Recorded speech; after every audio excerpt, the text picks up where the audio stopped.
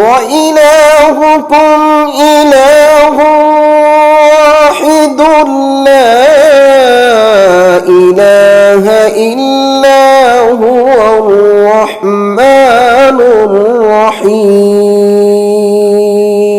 بسم اللہ الرحمن الرحیم۔ اب ہم بات کریں گے آج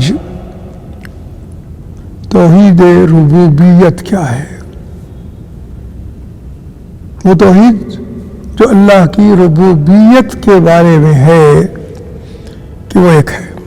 رب ایک ہی ہے۔ رب کسے کہتے ہیں؟ بظاہر یہ معنی ہم کرتے ہیں پالنے والا،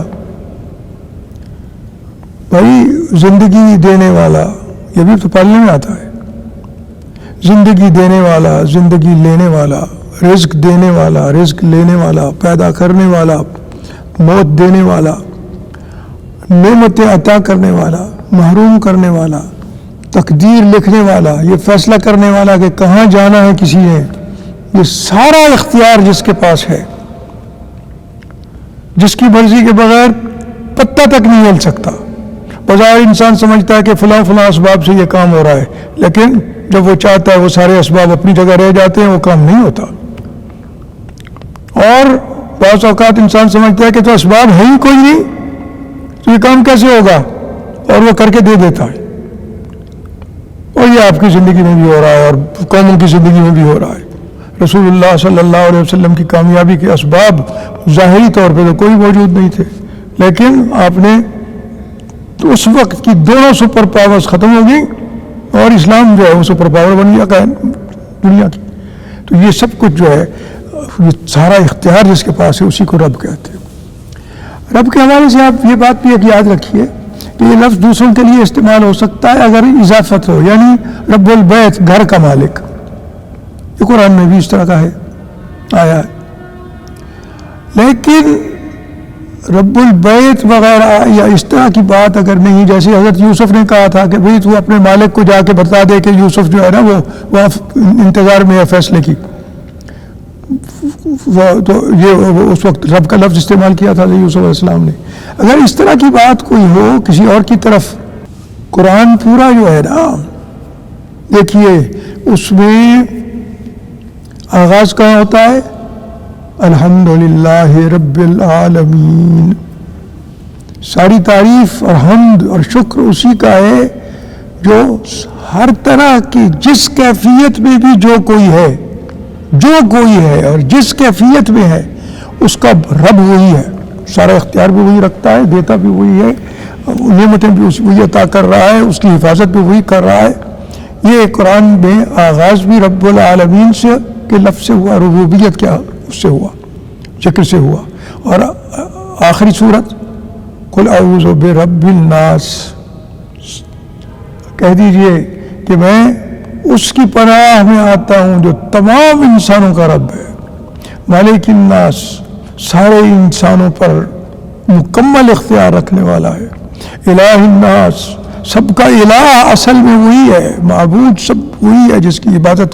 انسان کرے۔ اس نے آزمانے کے لیے کہا ہے کہ اچھا ٹھیک ہے، ورنہ جو اگر وہ آزمانے کے لیے اختیار نہ دیتا تو سبھی اسی کی عبادت کر رہے ہوتے۔ تو الہ الناس، میں اس کی پناہ میں آتا ہوں، من شر الوسواس الخناس الذی یوسوس فی صدور الناس من الجنۃ والناس، آخر تک۔ تو آغاز ہوتا ہے تو ربوبیت کے تذکرے سے قرآن کا ہوتا ہے، اور آخری صورت آتی ہے تو بھی رب الناس اور ملک الناس اور الہ الناس، اس کا تذکرہ ہے، وہ ربوبیت کی بات ہے۔ تو رب جو ہے وہ جو مکمل اختیار رکھتا ہو، سب کچھ دینا، جو چاہے وہ دے دے، جو چاہے وہ نہ دے، اور اس کا کے حوالے سے انسان کو یہ یقین ہو جب کہ وہ زندگی بھی وہی اسی کے ہاتھ میں ہے، موت بھی اسی کے ہاتھ میں ہے، تخلیق بھی اسی نے کیا ہے، فائدہ بھی اسی سے پہنچ سکتا ہے، نقصان بھی اسی سے پہنچ سکتا ہے، کوئی خوش قسمت بھی اسی کے حکم سے ہوتا ہے، کوئی بدبختی بھی اسی ہوتا ہے تو اسی کی وجہ سے ہوتا ہے۔ جب یہ ساری چیزوں کا یقین ہو جائے اس کو، اور وہ ان تمام کی یقین کے مطابق زندگی گزارے، تو اب وہ ربوبیت کا قائل ہے۔ اب وہ ربوبیت کا قائل ہے. اور جو ایسا ہو سب کچھ دے رہا ہے, زندگی بھی دے رہا ہے, ضرورتیں بھی پوری کر رہا ہے, مشکلیں بھی ہٹا رہا ہے, فریاد کو بھی پہنچ رہا ہے, تکلیفیں جو ہے ان سے امراض سے شفا دے رہا ہے, تکلیفیں دور کر رہا ہے, سب کچھ اگر جو کر رہا ہے تو مجھے بتائیے کہ اس سے بڑھ کے کسی سے محبت ہو سکتی ہے انسان کو؟ سب کچھ جو کر رہا ہو, ہر چیز اسی سے سب سے زیادہ. ماں سے محبت ہوتی ہے, وہ کچھ کام کرتی ہے. جب اس کے پیٹ میں تھے تو وہ بیچاری, اس کو پتہ نہیں تھا کہ رزق کیسے مل رہا ہے. اس سے محبت ہوتی ہے, باپ سے محبت ہوتی ہے, کچھ ضرورتیں اللہ تعالیٰ اس کے ذریعے سے پوری کرواتا ہے, لیکن وہی دیتا ہے سب کو. اور باپ کے دل میں یہ بات کہ تو نے دھک و دھوک کر رہی ہے اپنی اولاد کی پرورش کے لیے, یہ بھی اسی نے دی ہے. اور ماں کے دل میں یہ بات کہ میں نے خیال رکھنا ہے اپنے ان بچوں کا, ان کو پالنا پوسنا ہے اور ان کا خیال رکھنا ہے اور اپنے آرام کو تج دینا ہے, یہ بھی اسی کی عطا کیا ہوا ہے ماں کو. ماں کے دل, ماں کی ممتا اور باپ کے دل کی محبت, یہ بھی ہمارے لیے ہمارے ماں باپ کے دلوں میں اسی نے ڈالی ہے. سارا کچھ تو اس سے بڑھ کے محبت کس کے پاس ہو سکتی ہے؟ تو یہ جب آدمی اس یقین کے ساتھ وہ کر لے اور کہ یہ ساری چیزیں اسی کے ہاتھ میں ہیں اور اس کے مطابق اس کی زندگی گزرنی شروع ہو جائے, تو پھر اور یہ بھی یقین ہو کہ جو میرا انجام ہے وہ بھی اسی کے ہاتھ میں. اگر جنت میں جاؤں گا تو اس کا حکم ہوگا تو جاؤں گا, ورنہ لوگ بڑے بڑے مدعی ہوتے ہیں کہ جی ہم تو بڑے نیک لوگ ہیں, لیکن وہ سچی توحید نہیں ہوتی, کسی نیکی کا کوئی اجر نہیں ملتا. اور بڑے بڑے گناہگار بہت مشکلوں میں پھنسے ہوئے جو پتہ ہے کہ کس طرح بچیں گے, ان کی صرف توحید جو ہے وہ سارے گناہوں پہ بھاری ہو جاتا ہے ایک نیکی کا عمل. اللہ تبارک و تعالیٰ یہ ساری باتیں جو ہیں یہ اگر انسان کے پاس ہیں تو وہ پھر اس کو رب مانتا ہے. اور اگر کوئی آدمی یہ اس کو رب مانتا ہے اور اس سے محبت کرتا ہے تو ان تمام کاموں سے محبت کرے گا جو اللہ کو اچھے لگتے ہیں, اور ان تمام کاموں سے شدید نفرت کرے گا کہ جو اس کو پسند نہیں ہے. اس کے رسول صلی اللہ علیہ وآلہ وسلم سے محبت کرے گا کیونکہ اللہ کو ان سے محبت ہے, رسول اللہ صلی اللہ علیہ وسلم سے, وہ اللہ کے حبیب ہیں. اور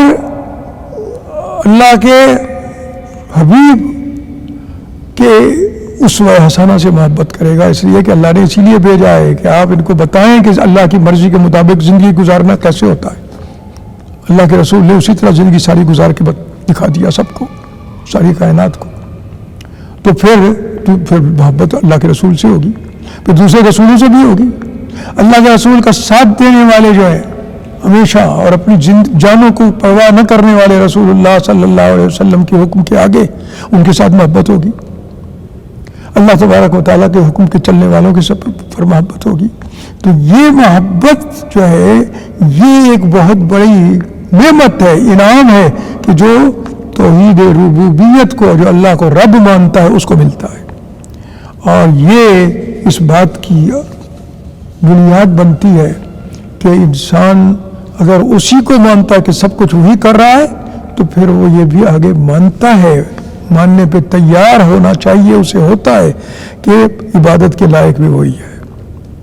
معبود بھی وہی ہے, اس کے سوائے کوئی نہیں. یعنی توحید ربوبیت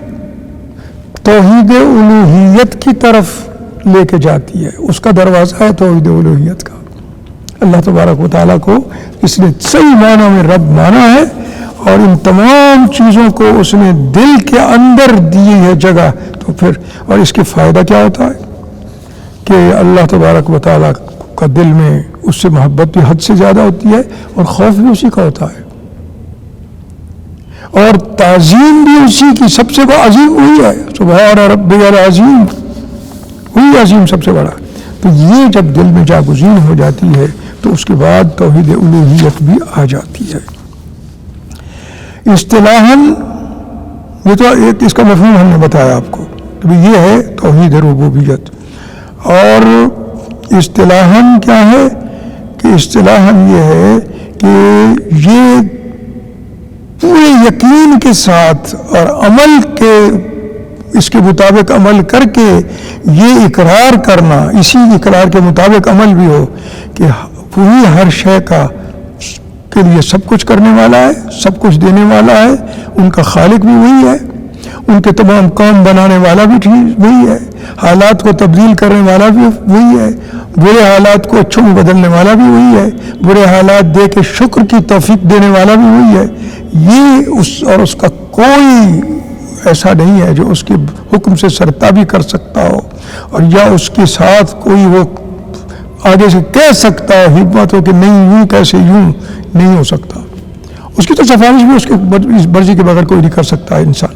تو یہ اگر پورے عملی طور پہ انسان اس پہ جم جائے اس کا دل، تو پھر وہ توحید ربوبیت کا حامل ہو جاتا ہے۔ تو اس پہ اب کون کون سی چیزیں ہیں، اس میں آپ اگر تفصیل میں جانا چاہیں تو آپ یہ ہے کہ پہلی بات تو یہ ہے توحید ربوبیت کس میں ہوگی کہ جو اللہ کے وجود پہ ایمان رکھتا ہو۔ بہت سے لوگ ہیں اللہ کے وجود پہ ایمان ہی نہیں رکھتے، کیڑا خدا کتنے ہے دکھاؤ گا، ایسے بھی لوگ ہیں۔ تو یہ جو ہے نا سب سے پہلی بات اس میں کیا ہے کہ اللہ تبارک و تعالیٰ کے وجود پہ ایمان ہو۔ دوسری بات زبان کے ساتھ عملی طور پہ بھی اقرار ہو کہ وہی خالق بھی ہے، مالک بھی ہے، رازق بھی ہے، زندگی بھی دینے والا ہے اور مارنے والا بھی وہی ہے، نقصان بھی اسی کے حکم سے پہنچتا ہے اور اس کو نقصان دور بھی اسی کے حکم سے ہوتا ہے، اور اسی کو پکارتے ہیں تو کام بنتا ہے، اور ساری خیر اسی کے ہاتھ میں ہے، ہر چیز پہ وہ قدرت رکھتا ہے، جس کو چاہے کفر کے اندھیروں سے نکال کے سیدھا جنت کی طرف روانہ کر دے، اور جس کو چاہے بڑا وہ اپنے آپ کو سمجھتا ہو کہ میں تو جی بڑے اعلیٰ خاندان کا ہوں اور بڑا میں تو زبردست چیز ہوں، اور جب چاہے اس کو اللہ اس کی اکڑ کو دیکھے، اس کی کو کہ تکبر ہے اس کے اندر، وہ اپنے آپ کو کچھ سمجھتا ہے، تو اس کو وہ کہے کہ تم دوسری طرف جاؤ تو وہ جہنم میں چلا جائے گا۔ ابو لہب کہاں چلا گیا؟ خاندان تو بہت بڑا تھا۔ اور اب بلال کہاں آ گیا؟ ایک نے اللہ کے اس کو صحیح معنی میں رب مانا، ربی اللہ پہ ڈٹ گیا بلال، اور اس کو کہا، اس کے جس کا غلام تھے حضرت بلال، اس کو کہا کہ میں ہوں تیرا مالک، دیکھ میرے حکم سے یہ تیرے ساتھ ہو رہا ہے، لگاؤ اس کو اور کوڑے لگاؤ، یہ پتھر جو ہے نا یہ آگ کی طرح جو کالا پتھر دھوپ کی شدت سے تپ رہا ہے، اٹھا کے اس کے سینے میں رکھ دو، اب بہت بولو۔ اس نے کہا رب وہی ہے ایک، اس پہ بھی کہا رہا۔ یہ یقین کیسے آ گیا؟ یہ جو یقین ہے نا یہ ہے توحید ربوبیت کا یقین۔ اس یقین سے اگر کم ہے کوئی تو پھر نہیں ہے۔ حضرت بلال کہاں سے آئے اور کہاں پہنچ گئے؟ تو حضرت عمر رضی اللہ تعالیٰ عنہ بلال کا اتنا احترام کرتے تھے کہ کہتے تھے کہ بلال سیدنا، لوگوں تم بلال کو عام انسان نہ سمجھو، بظاہر تم سمجھتے ہو کہ افریقی ہے، رنگ کالا ہے، صحیح معنی میں عربی کے لفظ ٹھیک طرح سے بول نہیں سکتا، اذان دیتا ہے تو اس میں بھی تھوڑی سی لکنت آ جاتی ہے، لیکن بلال سیدنا، وہ اتنا بڑا موحد ہے کہ وہ ہمارا سردار ہے، سید ہے ہمارا۔ عمر بھی اس کو اپنا سید اور سردار مانتا ہے۔ اور اس سے پہلے کہا کہ ابو بکر سیدنا، ابو بکر ہمارا سید ہے کہ اس نے سب کچھ نچھاور کر دیا رسول اللہ صلی اللہ علیہ وسلم پہ، اور جس کو ابو بکر نے خرید کے آزاد کیا بلال، وہ بھی ہمارا سید ہے۔ تو یہ جو سیادت ہے اور یہ جو مرتبہ ہے یہ کس سے ملتا ہے؟ جو ایک اللہ کو رب مانتا ہو اور اس کے رب ہونے کا کہ وہی سب کچھ، وہی مالک، وہی خالق، وہی معاملات کو ٹھیک کرنے والا، وہی سب کچھ کرنے والا، وہی حالات کو، یہ سب کچھ جو ہے۔ تو اس میں پہلی بات تو اللہ کے وجود پہ ایمان ہو،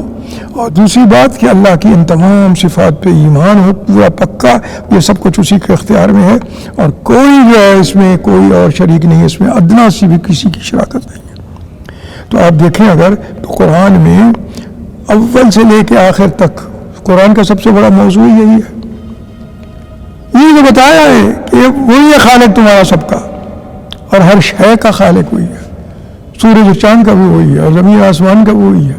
اور گھاس بھی اسی کے حکم سے اگتا ہے، اور بڑے سے بڑا پہاڑ بھی اسی کے حکم سے وجود میں آتا ہے، اور سونا بھی اسی کے حکم سے ہے، اور یہ ساری حیثیت جو ہے کچھ بھی نہیں ہے اس کے سامنے، وہی ہے جس وقت چاہے کن ہو جائے یہ تو ہو جاتا ہے۔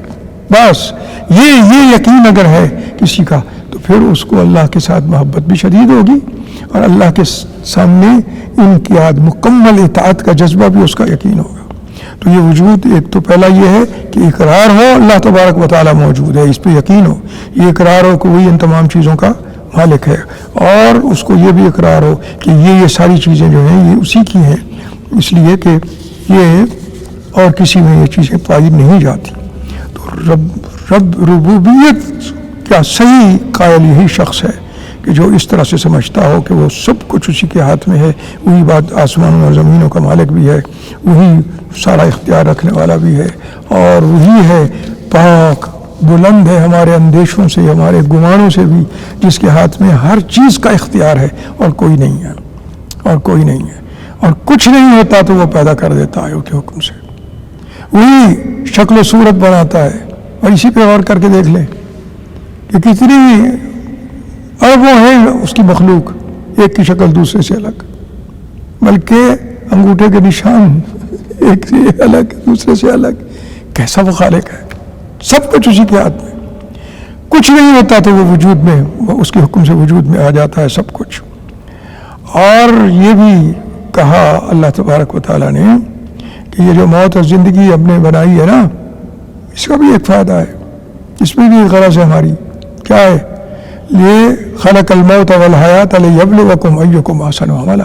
تاکہ تمہیں آزمائے کہ تم میں سب سے اچھے عمل کرنے والا کون ہے۔ جو اچھے عمل کرنے والا ہو وہی مستحق ہوگا اس کی رضا کا،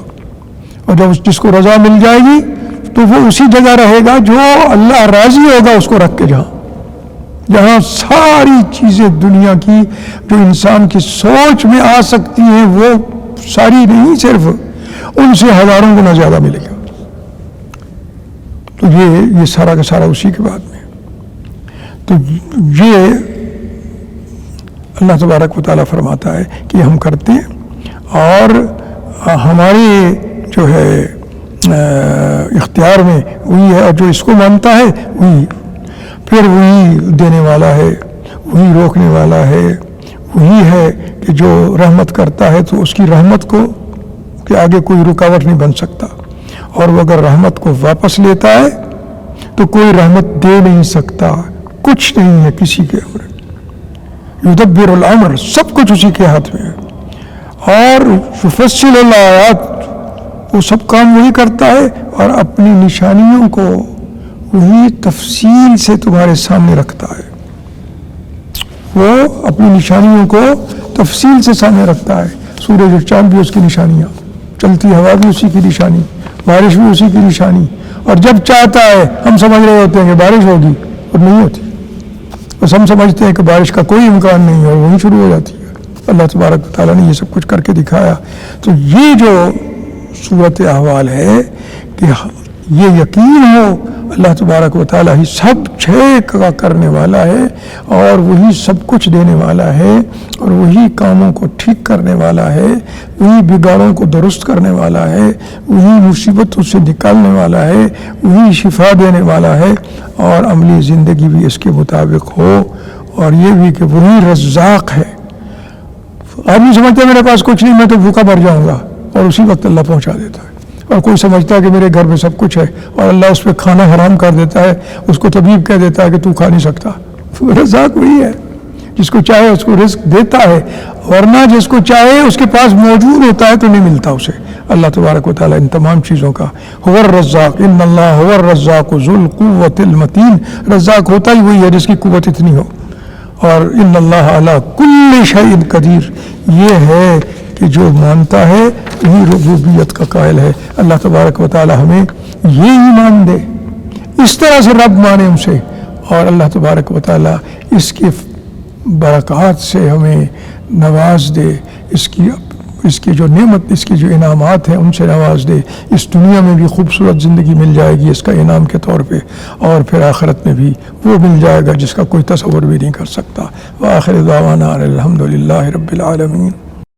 وَإِلَٰهُكُمْ إِلَٰهٌ وَاحِدٌ لَّا إِلَٰهَ إِلَّا